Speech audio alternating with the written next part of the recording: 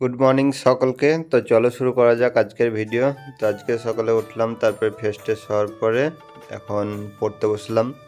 তো সকালে আজকে ইংলিশ নিয়ে বসেছি। তো ইংলিশে আজকে যে 120 রুল ছিল, তো সেটারই যেটা যতগুলো হয়েছিল তারপরে থেকে আমি পড়ছিলাম। মোটামুটি 7-8টা মতো রুল আমার মুখস্থ হলো। এরপরে ওয়ার্ডগুলো পড়ছিলাম, এটা এসপি বক্সি থেকে পড়ছিলাম। তো এখানে অল্প আছে তার জন্য আমি পড়ছি এটা, আর এটা মানে ব্ল্যাক বুকে এসএসসি লেভেলের দেওয়া আছে, তার জন্য এটা থেকেই পড়ছি। এরপরে স্নান টান করে ভাতটা খেলাম আমি দুপুরের, তারপরে সন্ধ্যার দিকে আবার পড়তে বসলাম। তো আজকে যেহেতু সকালে শুধু ইংলিশ হয়েছে, তার জন্য আজকে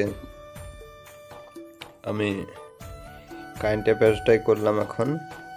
আর আজকে ভাবছি একটা টেস্টও দিব, তো দেখা যাক সেটা হয় নাকি। আর কিছুদিন থেকে ভিডিও একটু কমই আসছে, কারণ আমি একটু বেশি পড়ার চেষ্টা করছি, ভিডিওটা একটু কম করছি দেখতেই পাচ্ছ। তার জন্য ভিডিওর টাইমটা একটু কম হচ্ছে, 2 মিনিট 3 মিনিটের মতো হচ্ছে। একটু পড়াটা একটু কমপ্লিট হয়ে গেলে আবার একটু বড় ভিডিও দেব। তো আজকে এরপরে ইতিহাসগুলো আগের দিনের যেগুলো ছিল সেগুলো রিভাইজ করলাম, তারপরে হরপ্পা সভ্যতাটা আজকের পড়লাম।